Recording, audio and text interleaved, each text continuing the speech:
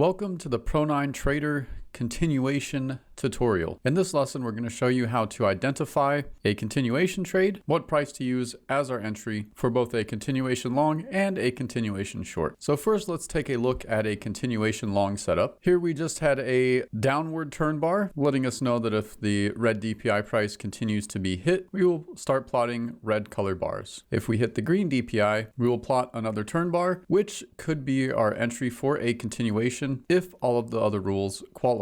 So let's run through our rules. First, we need our 10, 20, and 50 EMAs to be in the correct order. Here I do see my 10 is just above my 20, which are above the 50, and they're also above the 200 EMA. Now, it is not required for the 200 EMA to be in the correct order, but the setups are stronger when it is. Next, we need to see our blue line above the purple line, which we can see here that it is, or we can take a look on our y-axis and see that our blue line value is currently greater than the purple line value. And next, we typically need to see our super trend outside of its neutral zone, but we can disregard this rule if our turn bar or first color bar touches the 50 EMA. So we can see here that the price of this turn bar has dropped below where the 50 EMA is, so we can consider the super trend rule qualified for this trade. And next, we'll need to see a turn bar. Now, I'm not sure if this bar will plot as a turn bar, but I do know that it will plot as a turn bar if this green DPI price is reached. And that is the same as my entry price. So having all of my other rules qualified,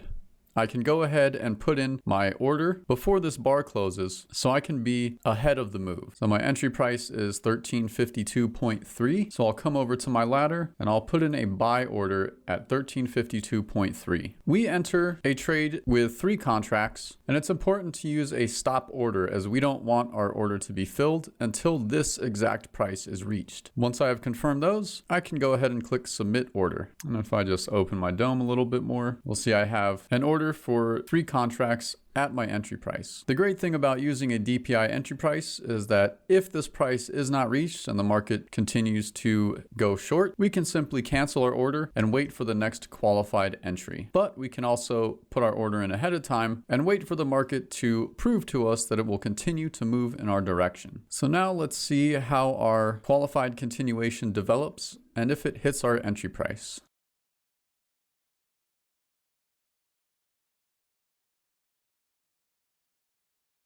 So our entry price was reached and our order was filled, and now we are almost to our profit target, which is 8 ticks. But I don't want to get too caught up on money management strategy just yet. Let's focus on identifying the trades. We'll take an in-depth look at our money management strategy in a later video. Next, let's take a look at a continuation short. Now, our rules for the continuation short are much the same as our rules for a continuation long, simply reversed. So for a continuation short, I need to see my 10 below the 20, below the 50, the 200 is not required to be in the correct order. I need to see my blue line below my purple line, which it currently is. And I need to see my super trend outside of its neutral zone, which it is right on the edge. We can see on the y-axis here that it is minus 25, which is the border of the neutral zone. And next, I just need to see this bar plot as a turn bar or to hit its red DPI price. So I'm going to go ahead and put in my order at my red DPI price, which is 1352.5.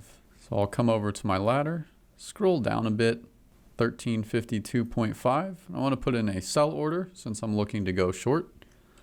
I'll enter my 3 contracts, make sure I have a stop, and hit submit order.